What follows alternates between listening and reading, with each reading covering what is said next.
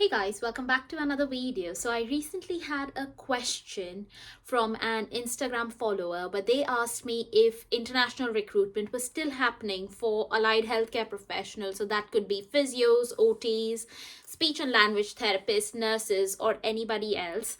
And in today's video, I just wanted to highlight what is the process for you to start landing those jobs in the UK if you are somebody who has trained as an international healthcare professional and wants to come in the UK and work.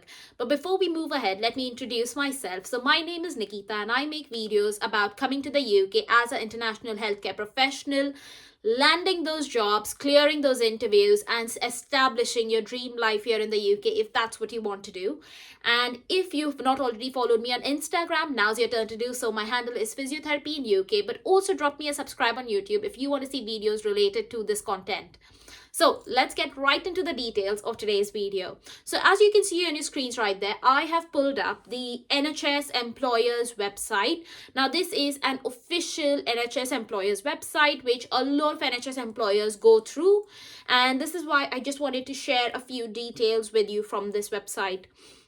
So as you can see right there, it says the requirements for international applicants. Now, obviously, I don't want to do too much of reading on the screen, but I will leave the link for this particular website down in the description below. So feel free to read it at whenever you find some time or at your convenience. But just to give you a bit of an understanding, if you are a healthcare professional, say for example in India, Pakistan, Bangladesh, Turkey, or any other place, what you've got to remember is that once you've completed your final year and internship, you can start applying for your HCPC registration. So HCPC stands for Healthcare and Professionals Council. Now what happens over there is that they will scrutinize all of the documents that you have, and they will see whether you are meeting the standards of practice in the UK. Now again, if you have questions about these, do not be concerned. I have made loads of important videos about it. Here are the two main playlists that I think will give you all of the information that you need about HCPC and how to make your application for them. Now again, if you have concerns about it, feel free to book a one-to-one session. But again, what I wanted to highlight over here is that they've said that any allied healthcare professional who has trained and qualified overseas will need to register with the HCPC, and these forms can now be done completely online. The applicant or the candidate will have to demonstrate that they meet the standards of proficiency, and the application is assessed on case-to-case basis. The assessment normally takes around 60 working days. Now, I would take that with a pinch of salt because usually the applications to HCPC right now take anywhere between 3 to 6 months, sometimes even longer based on individual circumstances. And the current fee for it that needs to be paid by the applicant. So no NHS trust is going to pay for this fees. Please remember that. So the current fees that need to be paid by the applicant is £639.98. So that's nearly £640. And if we had to just take the conversion of £1 is equal to 100 Indian rupees, that would be about 65,000 Indian rupees. So keep that in mind, that this need to be the cost that is already associated with just applying for the registration to practice as a healthcare professional in the UK. Now, obviously, once you've done that, what you've then got to do is complete your HCPC registration, secure it, and then start applying for jobs. Now, applying for jobs in the UK can either be done to two main sort of broad areas. One can obviously be the NHS and the other can be the private sector. Now, it's up to you where you choose to apply. I personally prefer the NHS because obviously there's a lot of good job security, as this is the government sector for healthcare in the UK. And again, if you want more information about how to make those job application, what needs to be written in those sections of the UK job applications, then feel free to check out these videos because they give you so much information about it. And also, if you're interested in private jobs, remember that you will need to apply with a CV. Now, what's crucial to remember is that applying for jobs with a CV means that your CV needs to be up to UK standards. So if you are interested in updating your CV based on UK standards, feel free to check out these videos about private jobs in the UK because they have all of the information you need on how you can improve your CV to meet UK standards. But again, let's just say that you have made applications and you're not finding success. what you can then do is think about if you need a little bit more help, a little bit more guidance in order to land those interviews. And if you feel like that's what you need, then feel free to book a one-to-one session with me. Doesn't matter if you are not a physio, because I help dietitians, radiographers, occupational therapists, nurses, and even doctors to land those roles. Because I go through the application, give you feedback based on how you can improve it, not only for that single job, but for all of the jobs, because whatever discussions we have during the session are principles that they can use across applications. So again, if you are interested and need me to review your CV or your job application, feel free to book a session with me, and I'll leave the link for that in the description below again. But once you've made a job application, got selected for an interview and cleared an interview, then what you've then got to do is complete a few pre-employment checks. Now remember that these few pre-employment checks can take anywhere between 10 to 12 days to a couple of months based on the NHS trust or the private company where you are applying. So please don't be stressed or worried about it.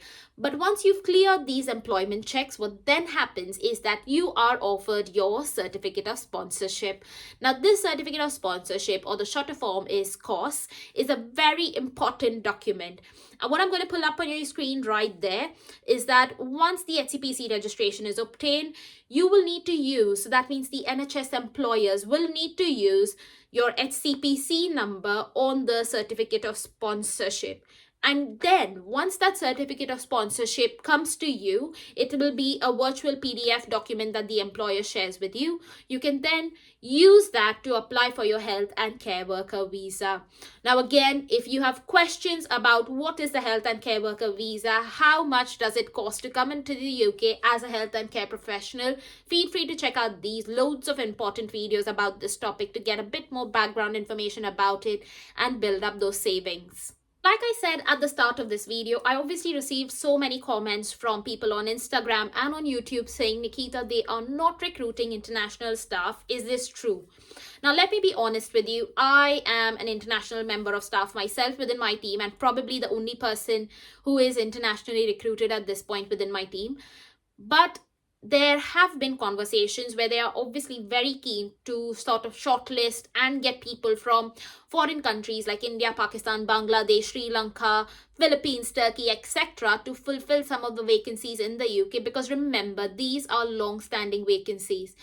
Now, what you've got to remember though is that to apply for these roles, you've got to have your HCPC registration.